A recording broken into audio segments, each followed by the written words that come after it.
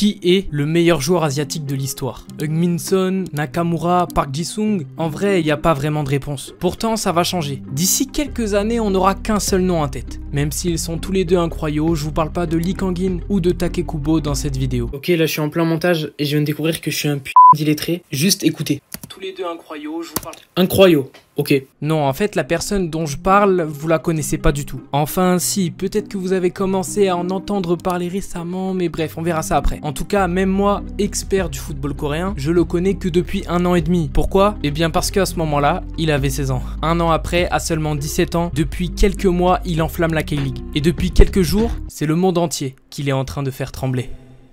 Voici l'histoire du joueur asiatique le plus précoce jamais observé, peut-être aussi le début de l'histoire de votre futur joueur préféré, de celui qui va peut-être tout remporter. Laissez-moi vous parler de l'anomalie Yang Min-hyuk. Anomalie? Pourquoi ce mot? J'arrive comme la C3-1. On vient t'injecter de l'air dans les veines. Je suis calé dans le jusqu'au réveil. Le mec qui fait des messes passe pendant l'éveil. On pratique le son de demain avec mes deux mains et les deux mains de nez au fond.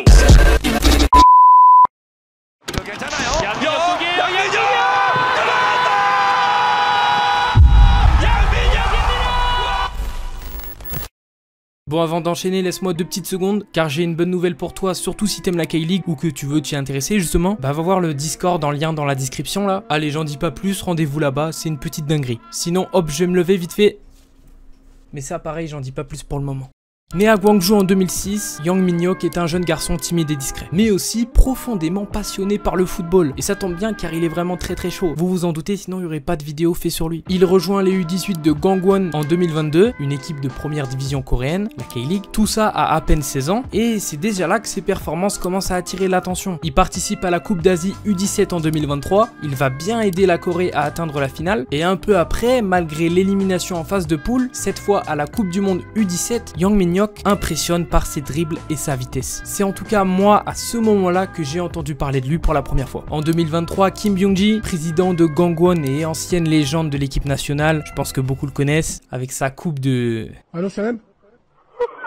Bref, je m'évade, mais il est devenu président de Gangwon donc, et il va offrir un contrat semi-professionnel à Yang Min-hyuk, qui n'a seulement que 17 ans. Contrat de 670 € par mois. C'est sûrement l'action la plus rentable que le club n'a jamais fait, clairement. De toute façon, vous allez comprendre après. Bref, il va partir en prépa avec le club en Turquie, et là-bas, il va jouer contre le Dynamo Moscou. Et contre ce club qui est quand même un bon club d'Europe, qui a joué beaucoup l'Europa, etc. Une passe décisive et un but. Ça y est les mecs, il gagne déjà du crédit aux yeux des supporters, et il va porter le prestigieux numéro 47, qui appartenait avant à Yang Yoon-jun, ancien joueur aussi de Gangwon qui avait donc ce numéro et qui est parti en 2023 lui au Celtic, mais c'était beaucoup moins précoce que lui. Et on est fin février, c'est le début de la K-League, mais c'est aussi sa première titularisation et son premier match professionnel. Et justement dans ce match contre Jeju, première touchée de balle de sa carrière, premier ballon, il court tout droit, il fait une passe décisive, 30 secondes de jeu. Si ça c'est pas un signe révélateur, en tout cas pour les buts, il lui faudra pas beaucoup de temps non plus car c'est le prochain match, son deuxième contre Gwangju qui marquera. 오, 자, 양민혁입니다. 양민혁입니다. 한번 찍고 가운데서 슛! 골! 들어갑니다. 제대로 된 가마차기를 보여주는 양민혁. Voilà, ça c'est fait. Et là voilà l'anomalie dont je vous parlais au début de la vidéo. Être titulaire à 17 ans sur un match pendant 90 minutes en Corée du Sud, dans la K-League, c'est une putain d'anomalie. La Corée du Sud, je pense que vous le savez, c'est un pays où le respect envers les personnes plus âgées que soi, hein, même pas forcément des anciens, et bah là-bas c'est primordial. On fera toujours passer les anciens avant les jeunes. Et le football n'échappe pas à cette règle. C'est pour ça que malgré que le pays soit actuellement l'un des meilleurs en termes de nouvelle génération, très rares sont ceux qui commencent très jeunes le championnat. Même si dans sa grande globalité, le pays évolue de plus en plus socialement. Bon par contre, je sais pas pourquoi la caméra s'est barrée vers la droite pendant la vidéo, mais j'ai la flemme, on va continuer comme ça. La fédération a imposé une règle qui consiste à faire jouer au moins un joueur de moins de 22 ans titulaire, sans quoi si tu respectes pas cette règle, tu peux pas faire tous les changements. Donc bon, à ce niveau-là, t'as pas le choix de la respecter. Ceux qui suivent la K-League, vous le savez, c'est un peu un bordel. Voilà, c'est un peu mal foutu, les équipes font parfois jouer des joueurs 20 minutes le début du match, 15 minutes même parfois et le changent. Ah franchement, aucun respect envers les jeunes. Je rajouterai aussi, en Corée, tu restes un crack jusqu'à tes 25 ans. Pourquoi? Bah déjà pour le problème que j'ai évoqué au début, mais aussi surtout à cause du service militaire qui enlève 2 ans à tout joueur qui n'a pas de médaille olympique. Voilà pourquoi cette zone d'âge 25, 23, 24 ans, c'est souvent le moment où la plupart des Coréens partent en Europe et peuvent exploser. On le voit très bien par exemple avec Kim Min-jae. Donc pourquoi se précipiter? Vas-y Yamal, retourne jouer à la DS comme tout le monde. Et là on est en été, on est en août plus précisément, et Yang Min-hyuk vient d'être annoncé à Tottenham. Mais qu'est-ce qui s'est passé en si peu de temps?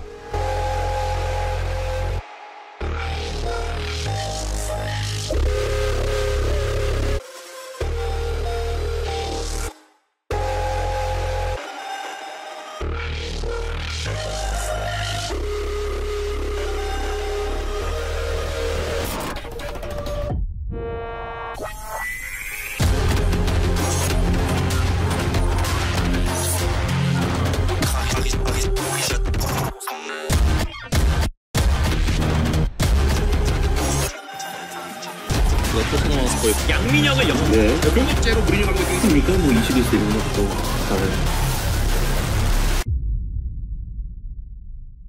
C'est simple, comme je vous ai dit, la K-League elle a commencé il y a 5 mois, fin février, début mars. Et depuis 5 mois, le championnat est à ses pieds. 4 titres de meilleur joueur du mois d'affilée. Le 5e qui arrive bientôt. C'est du jamais vu. En fait, c'est le record. C'est pas une expression jamais vue, c'est vraiment jamais arrivé. 8 buts, dont 8 bangers, 0 tapines, 4 passes décisives, ce qui le classe au top 4 des meilleurs buteurs du championnat, mais aussi au top 5 des meilleurs buteurs plus passeurs du championnat. Attendez, ce nombre de stats ne vous impressionne pas, même si c'est que sur 5 mois? Ah, normal, j'ai oublié de vous dire un truc. Au final, vous savez pas son poste. Yang Min-hyuk est un milieu polyvalent. Il joue à droite, à gauche. Et du coup, il est pas très haut sur le terrain. Juste pour démontrer ce que je suis en train de dire, voici la hitmap de tous ceux au-dessus de lui au classement des buteurs. C'est bon, vous avez retenu les positions? Ok, maintenant voici sa hitmap à lui. Ah ouais, c'est bien différent quand même. Et pourtant, avec cette position et cet âge-là, il arrive à faire ce genre de stats. Si ça, c'est pas un truc de fou, mais c'est pas fini. En plus de ça, il est bon dans la récupération, bon en dribble. Juste comme ça, là, vite fait, il a un plus haut taux de dribble réussi par match que le dribbleur le plus populaire de la K-League, Lee Seung-ho, ancien joueur du Barça. Et je le critique pas, vraiment, Lee Seung-ho, il est très très bon. Mais Yang Min-hyuk, 17 ans, première saison, passe au-dessus. Et cerise sur le gâteau, la K-League c'est le meilleur championnat d'Asie. Ok, alors là j'ai perdu tous les fans de J-League, mais bon, en tout cas s'il y a bien un domaine où la Corée est sûre d'être premier en Asie, c'est sur la défense et les gardiens. Ce qui embellit encore plus les stats de notre jeune lycéen. Lycéen? Ah oui, j'ai oublié, je l'ai pas dit dans le titre juste pour faire des vues. Non, non, il est comme toi, comme moi, il est vraiment lycéen. Enfin, je suis plus au lycée depuis 3 ans, moi je suis vieux, même si je sais que beaucoup de gens disent que je fais plus jeune, bref. Il jongle entre les deux, il prend le train pour alterner, mais ça l'empêche pas de faire des masterclass, et le lendemain en cours, il se fait féliciter par les amis de sa classe qui sont des supporters de son club, et tiens, parlons de son club vite fait, Gangwon. Gangwon, c'est un club qui est habitué à jouer le maintien. Rien que la saison dernière, ils ont joué les barrages de relégation. Aujourd'hui, ils sont premiers. Bon, même s'il n'est pas le seul du tout à faire une saison de taré là-bas, je pense à Lee Gi-hyuk, Lee Sang-gon, cela n'empêche pas que c'est encore une fois une belle preuve de son talent. Car oui, malgré qu'il a commencé sa saison à 17 ans, il n'a pas loupé un seul match titulaire. Et hop, attendez, là je suis à la fin du montage, il est 4 h du matin. La Corée vient d'annoncer sa liste pour les prochains matchs de l'équipe nationale et regardez... Ah, le focus là. Ouais, voilà. Regardez. Lisez. C'est bon, vous avez bien vu.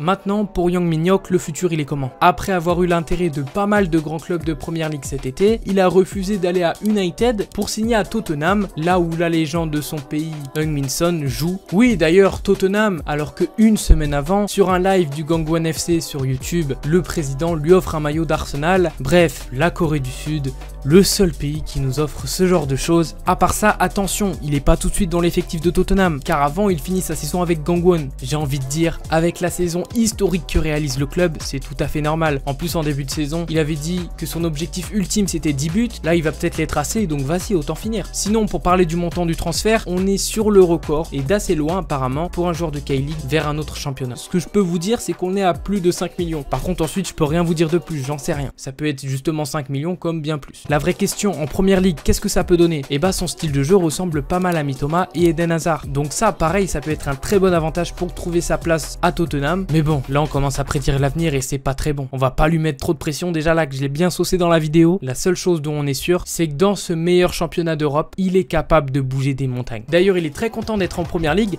parce qu'il va pouvoir affronter son idole qui joue donc dans le championnat, son idole de toujours même, Pourquoi ça se pète là? On va finir comme ça, j'ai pas le temps. Je vous laisse regarder l'heure, 6h37, et je tiens à vous dire que j'ai pas dormi. Oui, j'ai pas de vie.